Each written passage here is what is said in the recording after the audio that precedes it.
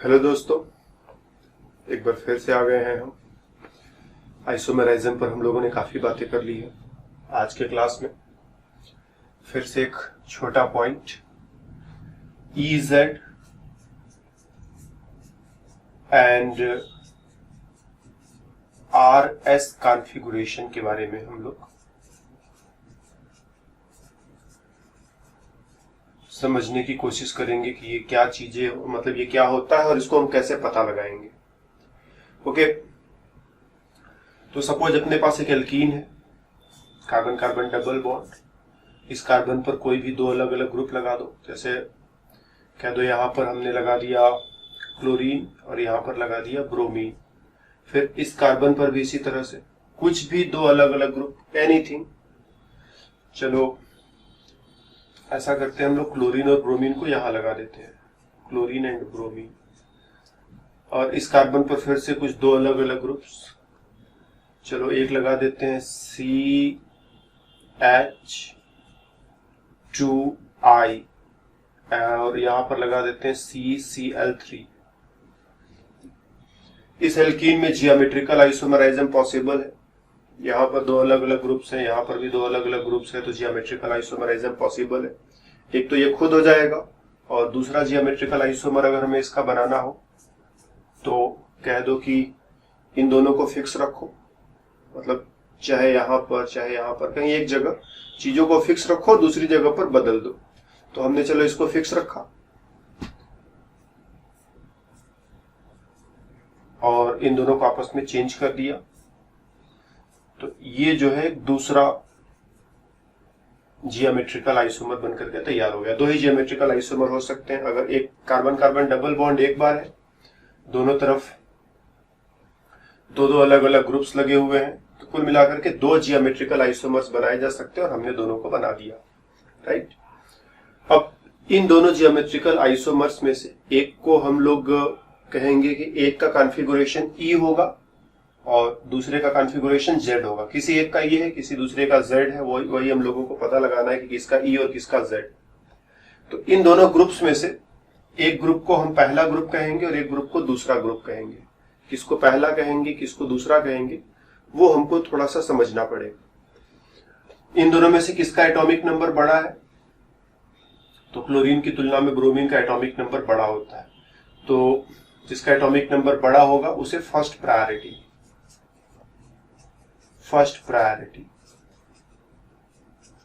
और जिसका atomic number छोटा होगा उसे सेकंड प्रायोरिटी। ठीक, यहां तो बहुत ही सिंपल सिचुएशन था, जल्दी से हमने काम कर लिया। यहां थोड़ा सोचना पड़ेगा। यहां क्या है, कार्बन के साथ कार्बन का कनेक्शन है, कार्बन के साथ कार्बन का कनेक्शन। इसी चीज को हम थोड़ा सा और एक्सपैंड कर दें तो तुम समझोगे। यहां क्या है, कार्बन है, यहां भी क्या है, कार्बन है, दोनों में कोई अंतर नहीं है। जब डायरेक्टली कनेक्टेड एटम में कोई अंतर न मिले तो इसके पीछे वाले एटम को हमें देखना पड़ता है। इसके पीछे क्या क्या है, 3 बार क्लोरीन है, क्लोरीन क्लोरीन क्लोरीन। इसके पीछे क्या है, 2 बार हाइड्रोजन है और 1 बार आयोडीन है। जब डायरेक्ट एटम से काम नहीं चलता है तो उसके ठीक पीछे वाले एटम्स को देखना पड़ता है। ठीक पीछे वाले, मतलब इसके पीछे और भी एटम्स हो सकते थे, चेन और बड़ा हो सकता था, लेकिन इससे काम नहीं चला तो ठीक इसके पीछे वाले एटम्स को देखेंगे। यहाँ पर 3 एटम्स दिखाई पड़ रहे हैं, यहाँ पर भी 3 एटम्स दिखाई पड़ रहे हैं। इन तीनों में से जो सबसे बड़ा एटॉमिक नंबर वाला एटम है उसे चुन लो।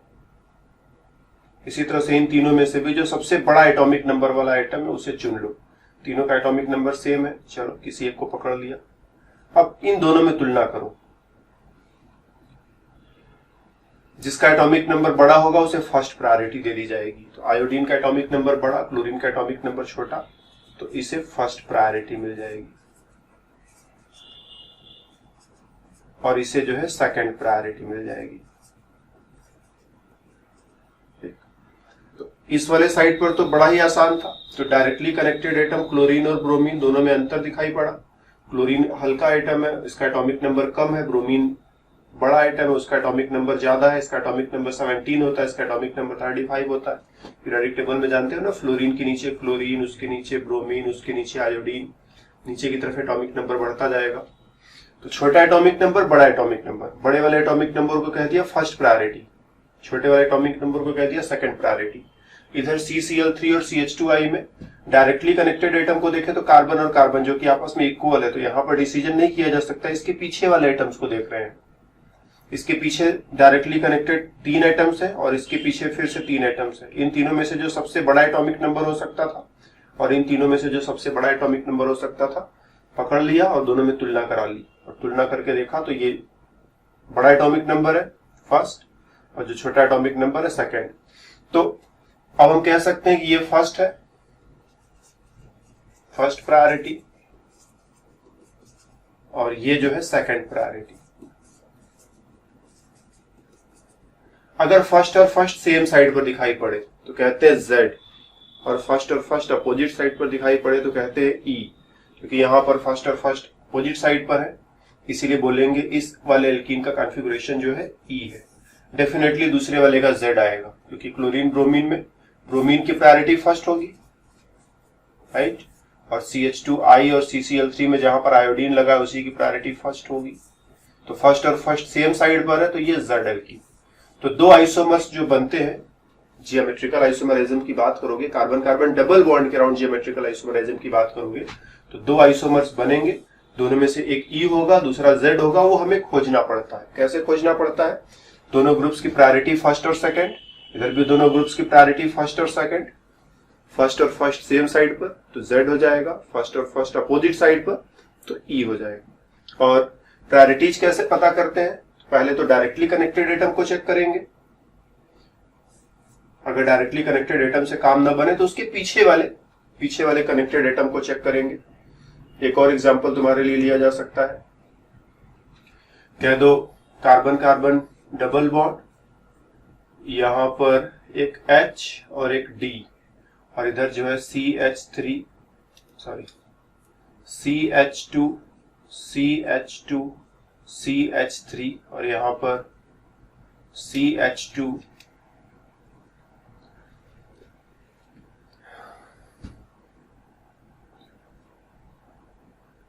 और CH3,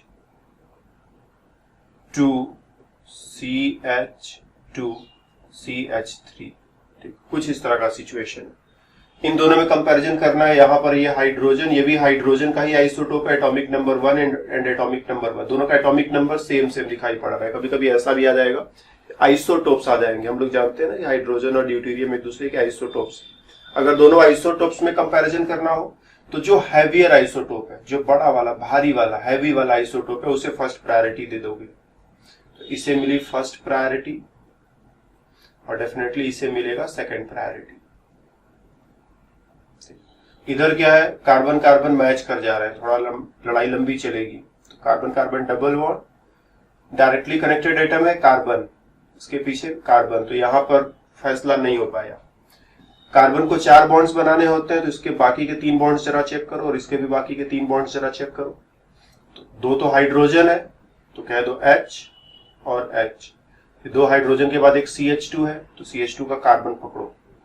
तो इसके ठीक पीछे ये 3 एटम्स मिलेंगे और इसके ठीक पीछे देखोगे तो CH2 और फिर कार्बन, तो H और C, 2 हाइड्रोजन है, 2 हाइड्रोजन लिख दिया, फिर कार्बन का कनेक्शन कार्बन से है तो कार्बन का कनेक्शन कार्बन से।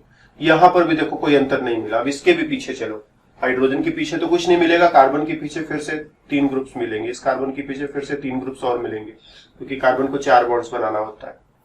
तो इस कार्बन के पीछे आ गए, तो इस कार्बन पर क्या है, 2 हाइड्रोजन है, तो फिर से लिख दो 2 हाइड्रोजन और एक कार्बन, ठीक, 2 हाइड्रोजन और अगला कार्बन। इसी तरह से इस पर भी देखोगे तो 2 हाइड्रोजन और अगला कार्बन। यहां पर भी कोई अंतर तुम्हें देखने को नहीं मिल रहा है, जो चीजें यहां पर है वही चीजें यहां पर है। इसके भी पीछे जाओ, ठीक, हम लोग क्या पहला दूसरा तीसरा, मतलब पहला दूसरा तीसरा इस कार्बन पर है, इसके पीछे 3 हाइड्रोजन है, H और H, और इसके पीछे देखोगे तो 2 हाइड्रोजन और एक carbon.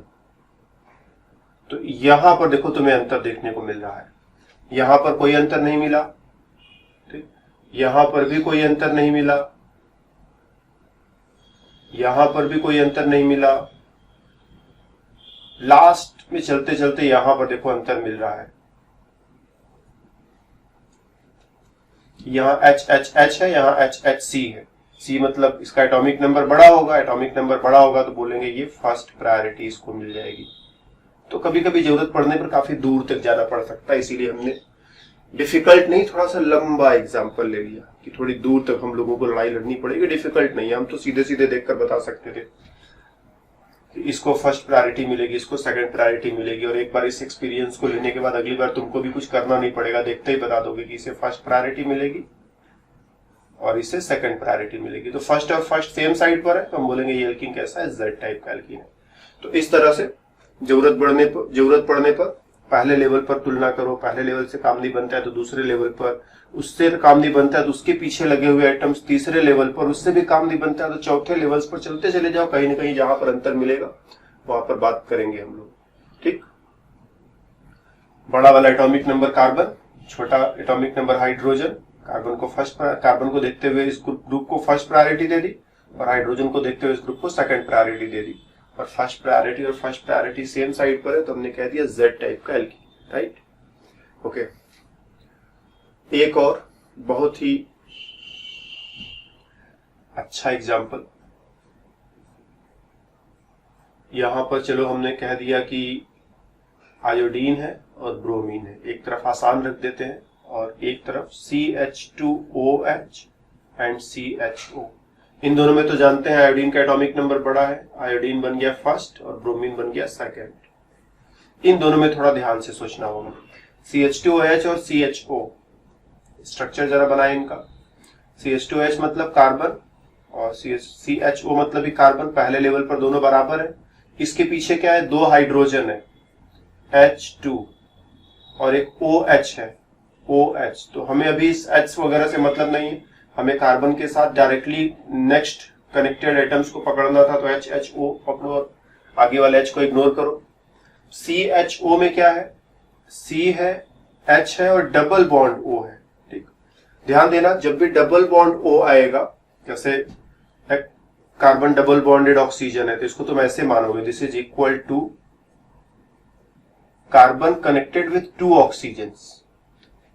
Carbon double bonded oxygen means carbon connected to two oxygens, दो अलग अलग ऑक्सीजन से कनेक्टेड मान लोगे इसे। कार्बन दो बार ऑक्सीजन से कनेक्टेड है, और कार्बन ही दो बार ऑक्सीजन से नहीं कनेक्टेड है, ऑक्सीजन भी दो बार कार्बन से कनेक्टेड है। ठीक, ऑक्सीजन भी जो है, कार्बन दो बार ऑक्सीजन से कनेक्टेड है तो ऑक्सीजन भी जो है दो बार कार्बन से कनेक्टेड है। तो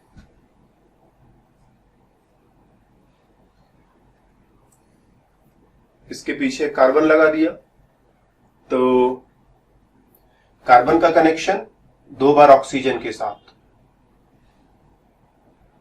ठीक, ऑक्सीजन का कनेक्शन दो बार कार्बन के साथ। यहां पर भी आई थिंक कार्बन हमको लिख देना चाहिए। इसी तरह से अगर हमारे पास C ट्रिपल बॉन्ड N रहे तो कार्बन तीन बार नाइट्रोजन के साथ, और नाइट्रोजन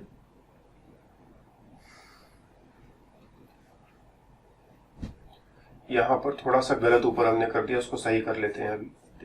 तो कार्बन ट्रिपल बॉन्ड नाइट्रोजन का मतलब तीन कार्बन एटम्स और तीन नाइट्रोजन एटम्स। तो तीन नाइट्रोजन एटम्स तो हमने लिख दिए, तीन कार्बन एटम्स अभी लिखने बाकी हैं, तो एक कार्बन एटम तो यही काउंट हो जाएगा, दो यहां पर लिखोगे तो तीन कार्बन एटम्स। इसी तरह से यहां पर कार्बन डबल बॉन्ड ऑक्सीजन का मतलब दो कार्बन एटम और दो ऑक्सीजन एटम, तो दो ऑक्सीजन एटम तो पहले ही हो चुका था, एक कार्बन एटम यहां पर और लगाओगे तो इस तरह से।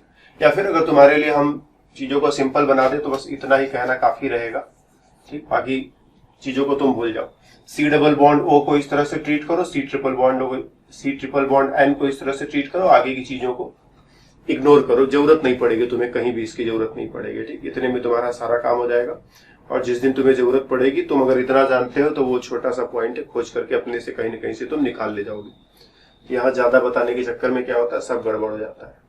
तो C डबल बॉन्ड O को हम दो ऑक्सीजन एटम्स की तरह से ट्रीट करें, तो एक ऑक्सीजन और एक दूसरा ऑक्सीजन, राइट।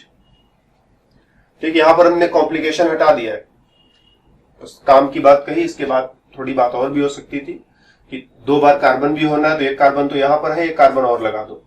तीन बार कार्बन होना था तो एक कार्बन तो हो ही चुका है, दो कार्बन और लगा दो। तुम अगर इसको समझ सको तो ठीक, अदरवाइज इसको जो है हम हटा दें, तुम्हारी मर्जी। तो CHO को कुछ सेकंड लेवल पर देखें तो कुछ इस तरह से ट्रीट किया जा सकता है। ऑक्सीजन से ऑक्सीजन कैंसिल हो जाएगा, फिर इधर O और H है, इधर H और H है, तो O और H में तुलना करेंगे, इसको इसमें बड़ा एटॉमिक नंबर दिखाई पड़ रहा है तो इसे फर्स्ट प्रायोरिटी मिलेगी और इसे सेकंड प्रायोरिटी मिलेगी, सेकंड प्रायोरिटी मिलेगी। तो इस हिसाब से इसे मिली फर्स्ट प्रायोरिटी, इसे मिली सेकंड प्रायोरिटी, फर्स्ट और फर्स्ट अपोजिट साइड पर है, मतलब ये E एल्कीन हो जाएगा। तो इस तरह से बड़े आसानी से EZ बताया जा सकता है। सारा मेहनत जो है प्रायोरिटीज को निकालने में करना होता है। प्रायोरिटीज निकालना सीख गया तो EZ बताना कोई मुश्किल काम नहीं है। प्रायोरिटीज कैसे बताओगे यही तुमको ध्यान देना है। तो क्या क्या रूल्स हो गए प्रायोरिटीज के लिए? सबसे पहले कहा था हमने डायरेक्टली कनेक्टेड एटम का एटॉमिक नंबर, जिसका एटॉमिक नंबर बड़ा वो पहला प्रायोरिटी, जिसका एटॉमिक नंबर छोटा वो दूसरा प्रायोरिटी। अगर डायरेक्टली कनेक्टेड एटम से बात न बने तो उसके पीछे के एटम्स को देखो, यहाँ पर 3 एटम्स, यहाँ पर 3 एटम्स, इसमें सबसे बड़ा एटॉमिक नंबर और इन तीनों में सबसे बड़ा एटॉमिक नंबर लेकर के तुलना करो। जिधर बड़ा एटॉमिक नंबर मिल जाए वो फर्स्ट प्रायोरिटी, जिधर छोटा एटॉमिक नंबर मिल जाए सेकंड प्रायोरिटी। फिर हमने कहा यदि आइसोटोप्स आ जाए तो जो हैवियर आइसोटोप होगा उसे पहली प्रायोरिटी, जो हल्का वाला आइसोटोप होगा उसे दूसरी प्रायोरिटी। हाइड्रोजन भारी आइसोटोप है, सॉरी ड्यूटेरियम भारी आइसोटोप है, हाइड्रोजन हल्का आइसोटोप। और अगर पहले लेवल पर कंपैरिजन करने से बात न बने तो दूसरे लेवल पर कंपैरिजन करो, उससे बात न बने तीसरे पर करो, तीसरे से न बात बने तो चौथे पर करो, चलते चले जाओ, जहां पर भी बात बन जाए वहां से बात बना लो अपना। और फिर ये डबल बॉन्ड ट्रिपल बॉन्ड आने लगा तो हमने कहा कि डबल बॉन्ड CHO में कार्बन ऑक्सीजन डबल बॉन्ड है तो उसे 2 ऑक्सीजन की तरह से लोगे। तो अगर कभी भी कार्बन ऑक्सीजन डबल बॉन्ड आ जाए उसे कार्बन के साथ 2 oxygen, C triple bond N आ जाए तो कार्बन के साथ 3 नाइट्रोजन, कुछ इस तरह से मान करके अपनी परेशानी जो है सॉल्व कर लोगे। ओके, तो ये जो रूल्स है प्रायोरिटी ऑर्डर को बताने के लिए, प्रायोरिटी ऑर्डर को पता लगाने के लिए जो रूल्स हमने बताए हैं, इन रूल्स का नाम भी है। इन रूल्स को कान इन गोल्ड प्रीलॉग रूल्स भी कहते हैं, शॉर्ट में CIP रूल्स। ठीक, तो नाम भूल जाता है तो भूल जाए, कोई फर्क नहीं पड़ता है, लेकिन जो रूल्स है वो नहीं भूलने चाहिए कि हम लोगों को कैसे कैसे प्रायोरिटीज का पता लगाना है। पहले एटॉमिक नंबर देखना है, पहले लेवल पर बात न बने तो दूसरे लेवल पर देखना है, दूसरे लेवल पर बात न बने तो तीसरे लेवल पर देखना है, देखते चले जाना है। आइसोटोप्स आए तो हैवियर आइसोटोप को पहली प्रायोरिटी देंगे, डबल बॉन्ड आए तो उसको 2 एटम की तरह से, ट्रिपल बॉन्ड आए तो 3 एटम की तरह से ट्रीट करेंगे। ये सारे पॉइंट्स। तो ये तो हो गई EZ कॉन्फ़िगरेशन की बात। RS कॉन्फ़िगरेशन, अगर मॉलिक्यूल में एसिमेट्रिक कार्बन है, यहां पर एक हाइड्रोजन, यहां पर ब्रोमीन, चलो यहां पर लगा दिया CH3 और यहां पर लगा दिया CH2I कर दिया। ठीक, आसान बनाते हैं, बहुत मुश्किल नहीं बनाते तुम्हारे लिए। इसका RS कॉन्फ़िगरेशन पता लगाना है। कार्बन एसिमेट्रिक है, कार्बन के साथ 4 अलग अलग ग्रुप्स है, चारों ग्रुप्स की प्रायोरिटी निकालेंगे, बिल्कुल वैसे ही जैसे भी ऊपर निकाल रहे थे। पिछली बार बस 2 ग्रुप्स की प्रायोरिटी निकाल रहे थे कि पहला और दूसरा, अब 4 ग्रुप्स की प्रायोरिटी निकालेंगे, पहला, दूसरा, तीसरा, चौथा। तो अगर हम यहां पर देखें तो कार्बन के साथ डायरेक्टली कनेक्टेड एटम्स क्या क्या है, तो डायरेक्टली कनेक्टेड एटम्स में यहां पर है ब्रोमीन, यहां पर है हाइड्रोजन, यहां पर है कार्बन, यहां पर है कार्बन।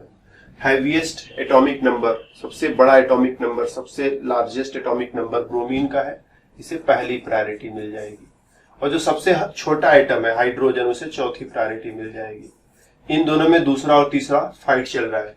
तो C के पीछे क्या है, H, H और H। यहां पर C के पीछे क्या है, H, H और I। तो डेफिनेटली I वाला विन करेगा, इसे सेकंड प्रायोरिटी और इसे थर्ड प्रायोरिटी। तो इस तरह से हमने जो है चारों प्रायोरिटीज का पता लगा लिया, 1, 4, 2 और 3। इसके बाद अगर मेरा मॉलिक्यूल इस तरह से टेट्राहेड्रल वे में बना हुआ है, ठीक, तो हमें मॉलिक्यूल को अपने सामने ऐसे रखना है, ऐसे रखना है, ऐसे रखना है कि चौथा ग्रुप हमसे दूर जाता हुआ दिखाई पड़े। ठीक, तो बाय लक ये वैसे ही बना हुआ है, चौथा ग्रुप हमसे दूर जा रहा है ना। ये दोनों पेपर के प्लेन में बने हुए हैं, ये सामने की तरफ आ रहा है और ये पीछे जा रहा है। पीछे मतलब हमसे दूर जा रहा है। अगर दूर न जा रहा होता तो कुछ उपाय करना पड़ता, लेकिन फिलहाल ये अपने आप दूर जा रहा है। तो जब चौथा ग्रुप दूर जा रहा है तो उसे क्या करो, कवर कर लो, उसको तुम थोड़ा कवर कर लो। कैसे कवर करें, चलो ऐसे ही कवर कर देते हैं ना, इसको कवर कर दिया हमने। अब बचा 1, 2 और 3। 1 को 2 से मिलाओ और 2 को 3 से मिलाओ। ठीक, 1 को 2 से और 2 को 3 से मिलाओ। देखो ये क्लॉकवाइज रोटेशन हो रहा है या एंटी क्लॉकवाइज रोटेशन हो रहा है। अगर क्लॉकवाइज हो रहा है तो कहेंगे आर कॉन्फ़िगरेशन, एंटी क्लॉक हो रहा है तो बोलेंगे एस कॉन्फ़िगरेशन। तो यहां पर घड़ी की सुई ऐसे घूमती है और हमारा उल्टा चल रहा है, एंटी क्लॉकवाइज चल रहा है, तो हम बोलेंगे एस कॉन्फ़िगरेशन। इस कार्बन का जो कॉन्फ़िगरेशन, इस मॉलिक्यूल के अंदर इस कार्बन का, एसिमेट्रिक कार्बन का कॉन्फ़िगरेशन एस कॉन्फ़िगरेशन है। तो बहुत ही आसान है, कोई मुश्किल नहीं है। एक और एग्जांपल, कार्बन, इस बार हाइड्रोजन को हमने सामने कर दिया और यहां पर चलो हमने लगा दिया एक क्लोरीन लगा दिया, यहां पर CH3, यहां पर CH2CH3। चारों की प्रायोरिटीज पहले पता करेंगे। तो यहां पर क्लोरीन है, यहां पर हाइड्रोजन है, यहां कार्बन है, यहां कार्बन है। तो क्लोरीन को पहली प्रायोरिटी मिलेगी क्योंकि सबसे बड़ा एटॉमिक नंबर है। हाइड्रोजन को चौथी प्रायोरिटी मिलेगी क्योंकि सबसे छोटा एटॉमिक नंबर है। यहाँ कार्बन और कार्बन आपस में इक्वल हो जाएंगे। फिर उसके पीछे देखोगे तो कार्बन के पीछे है HHH और इस कार्बन के पीछे क्या है, HHC। तो इसे दूसरी प्रायोरिटी मिल जाएगी और इसे तीसरी प्रायोरिटी मिल जाएगी। तो 1, 4, 2, 3 हमने पता लगा दिया। इसको थोड़ा साफ साफ अलग से लिख लेते हैं ना, यहां पर लिख लेते हैं। ये कार्बन है, सामने की तरफ 4 नंबर, पीछे की तरफ 1 नंबर, यहां पर 2 नंबर और यहां पर 3 नंबर। और हमने कहा था कि अगर चौथा ग्रुप हमसे दूर जा रहा हो तब, इसमें तो चौथा ग्रुप हमसे दूर जा नहीं रहा है, हम यहां से एक्सिस ले लें और इसके थ्रू इसको इस वे में 180 डिग्री इसको ऐसे रोटेट करा दें। कुछ ये कहां गया,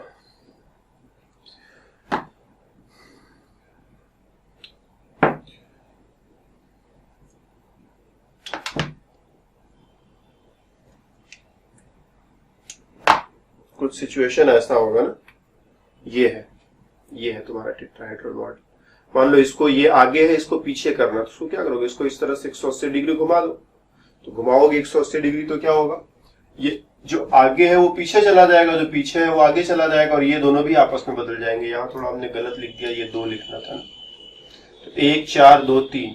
जब इसको रोटेट करोगे तो जो अगला स्ट्रक्चर तुम्हें मिलेगा रोटेट करने से, 4 चला जाएगा पीछे की तरफ, ठीक, 4 गया पीछे और 1 आया आगे, ये दोनों आपस में बदल जाएंगे और ये दोनों आपस में बदल जाएंगे। 2 आ जाएगा इधर, 3 आ जाएगा इधर। अब 4 नंबर चूंकि सबसे पीछे जा चुका है, इसको कवर करो, हटाओ। 1, 2 और 3 को आपस में जोड़ दो। तो 1 को जोड़ा 2 से, 2 को जोड़ा 3 से, फिर से एंटी क्लॉकवाइज घूम रहा है। ये क्लॉकवाइज घूमता तो ऐसे घूमता, फिर से बोलेंगे एंटी क्लॉकवाइज घूम रहा है और कॉन्फ़िगरेशन एस है। तो इस तरह से आरएस कॉन्फ़िगरेशन जैसा भी जरूरत पड़े हम लोग फटाफट बना करके निकाल ले जाएंगे। एक और एग्जांपल लेते हैं, कार्बन, उसके साथ फिर से 4 अलग अलग ग्रुप्स। इस बार बहुत ही सिंपल ग्रुप्स जोड़ते हैं, फ्लोरीन, क्लोरीन, ब्रोमीन और आयोडीन। सबसे बड़ा एटॉमिक नंबर आयोडीन का है 1, सबसे छोटा एटॉमिक नंबर फ्लोरीन का है 4, ब्रोमीन क्लोरीन में ब्रोमीन बड़ा पड़ेगा 2 और ये 3, 1, 2, 3, 4। क्या चौथा वाला ग्रुप हमसे दूर जा रहा है, तो आंसर है नहीं। फिर से ये ऐसे एक्सिस ले लो और यहां से इसको रोटेट करो। कितना रोटेट करो, जस्ट 90 डिग्री, ऐसे समझना। ये है ना, ये रेड वाला बॉल है, ये फ्लोरीन की जगह रेड वाला बॉल है। अगर इसे मैं ऐसे 90 डिग्री घुमा दे तो ये रेड वाला बॉल देखो पीछे चला जाएगा, ग्रीन वाला आगे आ जाएगा। तो एग्जैक्टली वही चीज हम लोग कर रहे हैं। तो जब इसको इस तरह से रोटेट करोगे तो क्या होगा, कार्बन, ये दोनों ग्रुप्स इस तरह से हो जाएंगे, एक यहां दिखेगा एक यहां दिखेगा, कुछ ऐसा सिचुएशन है ना। ये दोनों अभी कैसे थे, इस तरह से हैं दोनों, एक आगे एक पीछे। लेकिन जब 90 डिग्री रोटेट कर दोगे तो ऐसे हो जाएगा, एक बाई तरफ, एक दाई तरफ, एक लेफ्ट एक राइट। तो एग्जैक्टली वही काम यहाँ पर करना है। तो 90 डिग्री रोटेट किया। ब्रोमीन हम चूंकि हम ऐसे रोटेट कर रहे हैं इसलिए ब्रोमीन इधर आ जाएगा, आयोडीन इधर आ जाएगा। और इन दोनों में से चूंकि हमने क्या किया, हमने ऐसे रोटेट किया इसलिए फ्लोरीन पीछे जाएगा, क्लोरीन सामने आ जाएगा। तो सामने बना दिया क्लोरीन को, पीछे बना दिया फ्लोरीन को। अब कह सकते हैं कि हमारा जो चौथा ग्रुप है वो पीछे जा रहा है, उसको इग्नोर करो। पहला ग्रुप ये रहा, दूसरा ग्रुप ये रहा, तीसरा ग्रुप ये रहा। एक को 2 से मिलाया, 2 को 3 से मिलाया, और इस बार ये क्लॉकवाइज घूम रहा है। और क्लॉकवाइज घूमने का मतलब आर कॉन्फ़िगरेशन, ठीक, आर कॉन्फ़िगरेशन होगा। ध्यान देना, जब हम लोग इस ऑप्टिकल आइसोमेरिज्म पढ़ रहे थे तो वहां पर हमने कहा था कि कंपाउंड लाइट को क्लॉकवाइज घुमाएगा, कंपाउंड लाइट को एंटी क्लॉकवाइज घुमाएगा। ये वो वाला नहीं है, ये वो चीज नहीं है, ये बिल्कुल उससे अलग चीज है। ये सिर्फ एक मैथमेटिकल कैलकुलेशन है कि 1 2 3 ऐसे लिखा हुआ है तो हम किस रास्ते पर जाएंगे। इसका इस बात से कोई रिलेशन नहीं कि ये कंपाउंड लाइट के एक्सिस को किधर घुमाएगा, वो बिल्कुल अलग चीज था। वो एक्सपेरिमेंट करके पता लगाया जाता है, और ये तो हम ऐसे ही पेपर पर कैलकुलेशन करके पता लगा रहे हैं। तो आरएस कॉन्फ़िगरेशन को उससे कंफ्यूज मत करना। वो डी और एल, स्मॉल डी और स्मॉल एल लिखते थे, डेक्स्ट्रो रोटेटरी, लिवो रोटेटरी। तो वो मॉलिक्यूल का एक एक्सपेरिमेंटल प्रॉपर्टी, एक्सपेरिमेंट करके पता लगाते हैं कि लाइट को क्लॉकवाइज घुमाएगा कि एंटी क्लॉकवाइज घुमाएगा। और आरएस तो हम ऐसे पेपर पे कैलकुलेट कर लेते हैं, ठीक। तो कभी कभी हम ये भी कहते हैं कि डी और एल रिलेटिव कॉन्फ़िगरेशन है। डी और एल को रिलेटिव कॉन्फ़िगरेशन कहते हैं, ठीक। मतलब जैसे अगर हम 2 एनएनसीओमर्स को बना दें, हम कह दें यहाँ पर मिथाइल है, यहाँ पर इथाइल है, यहाँ पर ब्रोमीन है, यहाँ पर हाइड्रोजन है, इसका मिरर इमेज ले लें, और मिरर इमेज ले लेंगे तो उसका एनएनसीओमर कुछ ऐसा बन जाएगा। तो इसमें से कौन है डी, कौन है एल, कुछ नहीं कहा जा सकता। हाँ, अगर एक के बारे में पता चल जाए, हम कह दें किसी तरह से हमने पता लगा लिया एक्सपेरिमेंट करके कि ये डी है, तो हम कह सकते हैं ये कैसे पता लगाया, एक्सपेरिमेंट करके। तो अब कह सकते हैं कि ये वाला एल होगा ही होगा। रिलेटिव मतलब एक के बारे में पता है तो दूसरा बता सकते हैं, ठीक, इसको बोलते हैं रिलेटिव। एक बात पता है तो दूसरी बात हमने बता दी, राइट। तो इसको देख करके इसको बता सकते हैं, इसको देख करके इसको बता सकते हैं, इससे इसको रिलेट कर रहे हैं, इसीलिए रिलेटिव। इसके तुलना में इसको बता रहे हैं, रिलेट करके बता रहे हैं, तुलना करके बता रहे हैं कि यहाँ डी है तो अब ये एल होगा ही होगा, क्योंकि दोनों में से एक डी होता है और एक एल होता है। जबकि आर एस क्या होता है, हमको किसी तरह का कोई तुलना नहीं करना है। हम इसका अलग से कैलकुलेशन कर लेंगे, इसका अलग से कैलकुलेशन कर लेंगे, इसको अलग से पता कर लेंगे कि आर है कि एस है, इसको भी अलग से पता कर लेंगे कि ये आर है या एस है, राइट। तो आर एस जो है तुलना करके नहीं पता लगाते, दोनों का अलग अलग पता लगा सकते हैं। इसका अपना अलग से पता लगा लेंगे, उसका अलग से पता लगा लेंगे। तो आर एस को हम लोग बोलते हैं एब्सोल्यूट कॉन्फ़िगरेशन। एब्सोल्यूट मतलब किसी चीज पर डिपेंड नहीं कर रहा है, अपने आप में पूरी तरह से अकेले कैलकुलेशन किया जा सकता है, एब्सोल्यूट कॉन्फ़िगरेशन। तो रिलेटिव एंड एब्सोल्यूट 2 तरह के कॉन्फ़िगरेशंस होते हैं। डीएल को रिलेटिव कॉन्फ़िगरेशन कहते हैं। एक का पता है तो उसके बेसिस पर ही दूसरे को बता सकते हैं, दोनों नहीं पता है तो नहीं बता सकते। और आरएस में क्या है, हम इसका भी आरएस निकाल सकते हैं, उसका भी आरएस निकाल सकते हैं, अलग अलग, कोई फर्क नहीं पड़ता है किसी का पता है कि नहीं पता है, ठीक। तो एसिमेट्रिक कार्बन, चारों तरफ जो 4 ग्रुप्स लगे हुए हैं, चारों ग्रुप्स की प्रायोरिटीज 1 2 3 4 उन्हीं रूल्स से, CIP रूल्स जो ऊपर अब बताया तो उन्हीं रूल्स से निकालेंगे। और फिर 4 नंबर अगर सबसे पीछे जा रहा है, 4 नंबर अगर सबसे पीछे जा रहा है तो 1 2 3 कनेक्ट करेंगे, क्लॉकवाइज है तो आर, एंटी क्लॉकवाइज है तो एस। कभी कभी परेशानी यह है कि तुम्हें फिशर प्रोजेक्शन में चीजों को बनाकर दे दिया जाएगा, इसमें कैसे काम करोगे। फिशर प्रोजेक्शन में भी आरएस निकाल सकते हैं। कह दो हमने फिशर प्रोजेक्शन बनाया और जो 4 ग्रुप्स हैं, चलो हम लोग यहाँ कह देते हैं फ्लोरीन, यहाँ क्लोरीन, यहाँ ब्रोमीन, यहाँ पर आयोडीन, राइट। तो ये हो गया 1 नंबर, ये हो गया 2 नंबर, ये हो गया 3 नंबर, ये हो गया 4 नंबर। अगर 4 नंबर वर्टिकल लाइन पर है, 4th priority group on vertical line, vertical line मतलब इस लाइन पर है, ऊपर है या नीचे है, ठीक। If 4th priority group is on vertical line, चौथी प्रायोरिटी वाला जो ग्रुप है वो वर्टिकल लाइन पर है, तब क्या करोगे, 1 को 2 से जोड़ो, 2 को 3 से जोड़ो और फिर से देखो क्लॉकवाइज दिख रहा है तो बता दो R, और एंटी क्लॉक दिख रहा है तो बता दो S। तो 4 को हमने इग्नोर किया, 1 को 2 से और 2 को 3 से जोड़ा, तो क्या घड़ी की सुई ऐसे ही घूमती है? आंसर है नहीं, घड़ी की सुई तो ऐसे ऐसे घूमती है, तो उल्टा है, ये एंटी क्लॉक जा रहा है। तो हम बोल देंगे कि ये S कॉन्फ़िगरेशन है। ठीक, S कॉन्फ़िगरेशन है। एक तो ये पॉइंट हो गया। दूसरा, यदि कॉन्फ़िगरेशन मतलब स्ट्रक्चर ऐसा हो 4 नंबर, ठीक है ना, आयोडीन को पहला नंबर देंगे, फ्लोरीन को चौथा नंबर देंगे, ब्रोमीन को दूसरा नंबर देंगे, क्लोरीन को तीसरा नंबर देंगे। यदि 4 नंबर जो है कि 4th priority group is not on the vertical line, vertical line पर नहीं है, मतलब इस पर न होकर के इधर इधर वाले लाइन पर दिखाई पड़ रहा है, तब क्या करेंगे? तब ये रूल काम नहीं करेगा। ठीक, इसका अपोजिट रूल बना लो। क्लॉकवाइज को जो R बता रहे थे कह दो अब S कहेंगे। क्लॉकवाइज को यहां पर जो R बता रहे थे इसमें S अब बताएंगे, और एंटी क्लॉक को जो S बता रहे थे उसको हम लोग R बताएंगे। तो बस रूल को उल्टा करके अप्लाई कर दो। तो 4 नंबर को कवर करो, 1 को 2 से जोड़ा, ठीक, 1 को जोड़ा 2 से, 2 को जोड़ा 3 से, और ये क्लॉकवाइज जा रहा है। ठीक, क्योंकि ये वर्टिकल लाइन पर नहीं है इसीलिए जो ऊपर वाला रूल है वो मत अप्लाई कर देना। अगर ऊपर वाला रूल अप्लाई करते तो कहते क्लॉकवाइज है, R होना चाहिए, लेकिन उल्टा कर दिया है सब कुछ, तो अब जो है हम बोलेंगे ये S कॉन्फ़िगरेशन।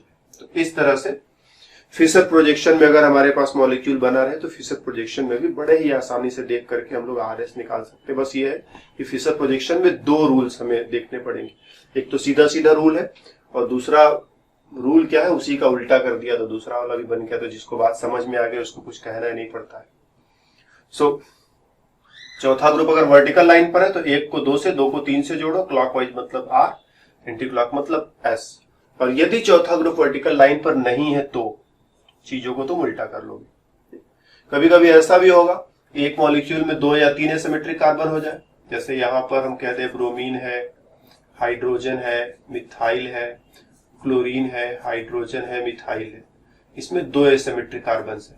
यहां पर भी RS का पता लगाओगे, यहां पर भी RS का पता लगाओगे, दोनों जगह RS कॉन्फ़िगरेशन पता लगाना होगा तुम्हें।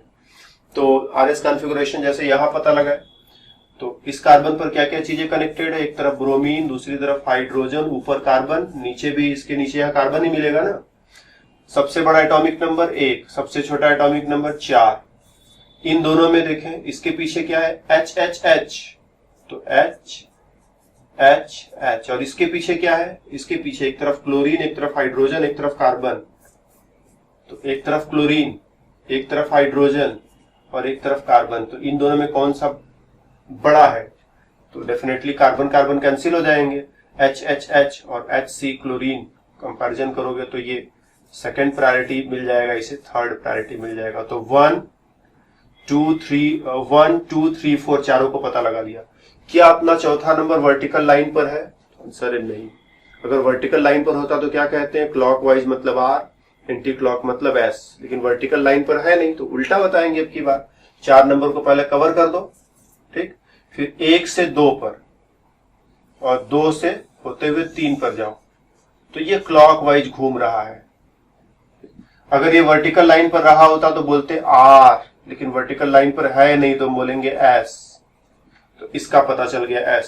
और इसी तरह से इसको बना लो अलग से, यहां है क्लोरीन, इधर है हाइड्रोजन, नीचे है कार्बन, ऊपर भी कार्बन, कार्बन के पीछे 3 हाइड्रोजन, और इस कार्बन, ये कार्बन कहां पर है, यहां पर है, इसके पीछे क्या क्या है, एक तरफ ब्रोमीन, एक तरफ हाइड्रोजन, एक तरफ कार्बन, तो ब्रोमीन हाइड्रोजन कार्बन। प्रायोरिटीज देखो, क्लोरीन को पहली प्रायोरिटी मिलेगी, हाइड्रोजन को चौथी प्रायोरिटी मिलेगी, कार्बन कार्बन कैंसिल, कार्बन के पीछे HC ब्रोमीन, कार्बन के पीछे HHH, तो इसे मिलेगी दूसरी प्रायोरिटी, इसे मिलेगी तीसरी प्रायोरिटी। 4 नंबर को कवर अप करो, 1 को 2 से और 2 को 3 से जोड़ दो, पहले ग्रुप को दूसरे ग्रुप से, दूसरे ग्रुप को तीसरे ग्रुप से जोड़ दो, क्लॉकवाइज जा रहा है कि एंटी क्लॉकवाइज जा रहा है? एंटी क्लॉक जा रहा है। अगर सब कुछ नॉर्मल रहा होता तो एंटी क्लॉक का मतलब एस रहा होता। नॉर्मल मतलब ये चौथा ग्रुप वर्टिकल लाइन पर रहा होता तो एंटी क्लॉक का मतलब एस रहा होता, लेकिन ये तो वर्टिकल लाइन पर है नहीं, तो इसीलिए एंटी क्लॉक का मतलब इस पर आर होगा। तो इसका कॉन्फ़िगरेशन एस, इसका कॉन्फ़िगरेशन आर। तो इस मॉलिक्यूल को अगर हम नीचे सेपरेट लिख दे फिर से एक बार, इधर है ब्रोमीन, इधर है chlorine, hydrogen, hydrogen, CH3, CH3। ठीक, इसका कॉन्फ़िगरेशन क्या आया? आर। इसका कॉन्फ़िगरेशन क्या आया? एस। कभी कभी होता है कि इसका यूपीएससी नाम लिख करके दिखाओ, तो नंबरिंग इधर से करेंगे 1 2 3 4, तो 2s, 3r, उसके बाद 2 ब्रोमो,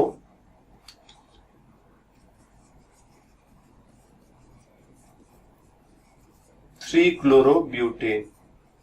ठीक, इतना तो तुम समझते ही हो कि 2 ब्रोमो 3 क्लोरोब्यूटेन क्यों है, क्योंकि दूसरे कार्बन पर ब्रोमीन है, तीसरे कार्बन पर क्लोरीन है, तो 2 ब्रोमो 3 क्लोरोब्यूटेन कह दोगे। ये 2s3r का मतलब क्या है कि दूसरे कार्बन पर कॉन्फ़िगरेशन जो है वो s है और तीसरे कार्बन पर कॉन्फ़िगरेशन r है। तो IUPAC नाम लिखते समय s और r को इस तरह से जरूरत पड़ने पर शामिल भी कर सकते हैं उसमें। अगर पूरा नाम लिखे, पूरी गहराई से नाम लिखे, तो केवल इतना ही नहीं लिखना पड़ेगा, बल्कि ये भी बताना पड़ेगा कि कहाँ पर एस है, कहाँ पर आर है। इसी तरह से अगर एल्कीन है तो IUPAC नाम लिखते समय हो सकता है तुमसे ई और जेड के बारे में भी कभी कभी पूछा जाए कि ई और जेड के साथ पूरा नाम लिख करके दिखाओ।